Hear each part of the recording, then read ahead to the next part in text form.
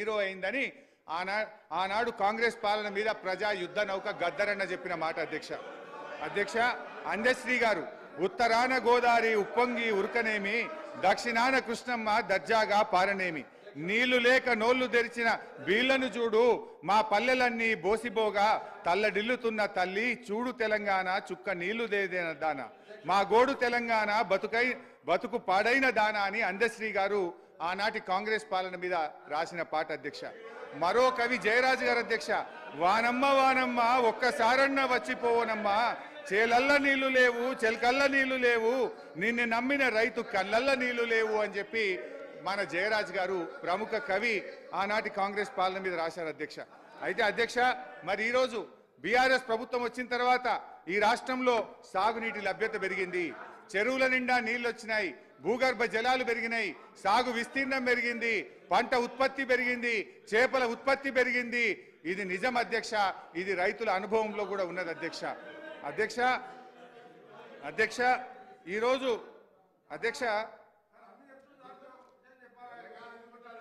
అధ్యక్ష ఇవాళ అన్ని చెప్తాను ఎంత తొందరపడతాను అధ్యక్ష. ఈరోజు తెలంగాణ ప్రభుత్వం వచ్చిన తర్వాత ఒకప్పుడు మన ప్రాంతంలో వలసలు ఉంటుండే అధ్యక్ష.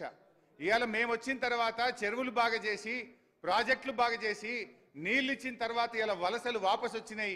పక్క రాష్ట్రాల నుంచి కూలీలు నాట్లేయడానికి వాళ్ళ తెలంగాణకు వచ్చేటువంటి పరిస్థితి వచ్చిందా లేదా అని నేను అడుగుతా ఉన్నా. ఇవాళ దక్షిణ భారత ధాన్యాగారంగా ఈ దేశానికే 10 రాష్ట్రాలకు అన్నం పెట్టే అన్నపూర్ణగా ఈ తెలంగాణను మనం మార్చినామా లేదా అధ్యక్ష? కేంద్ర ప్రభుత్వం మేము ఈ వడ్లు కొనలేము అని చేతులెత్తేస్తే ఢిల్లీకి పోయి ధర్నా చేసేంత పరిస్థితి వచ్చిందంటే ఈ రాష్ట్రం బాగుపడ్డట కాదా అని నేను అడుగుతా ఉన్నాను అధ్యక్ష. మా జగదీశ్ ఉన్నాడు ఇక్కడ. మేము ఆనాడు ఎస్ఆర్ఎస్పి స్టేజ్ 2కు ఒక్కనాడు కూడా చుక్క నీళ్లు పోలేదు. కాళేశ్వరం ప్రాజెక్టు నుంచి ఎస్ఆర్ఎస్పి స్టేజ్ 2 కాలువ పనులు పూర్తి చేసి 2 పంటలకు కూడా నీళ్లు ఇచ్చింది. నిజమా కాదా అని నేను అడుగుతా ఉన్నా. ఇలా మహబూబాబాద్ అధ్యక్ష, ఈ విషయంలో మరి పదే బీఆర్ఎస్ ప్రభుత్వంలో పెద్ద మనుషులందరూ పదే అబద్ధాలు చెప్తున్నారు. మేము ఎస్ఆర్ఎస్పి స్టేజ్ 2 నీళ్ళు ఇచ్చినాం, మేము ఎస్ఆర్ఎస్పి నీళ్ళు. నేను మీకు లెక్కలతో సహా చెప్తా. ఇది హరీష్ రావు గారు జోసెఫ్ గోబెల్స్ అని 2వ ప్రపంచ యుద్ధంలో పదే అబద్ధాలు చెప్పడంలో ఆయన ఎక్స్పర్టు.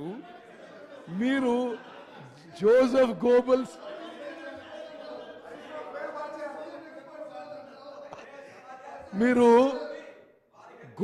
హరీష్ రావు పెట్టుకుంటే బాగుండేదేమో.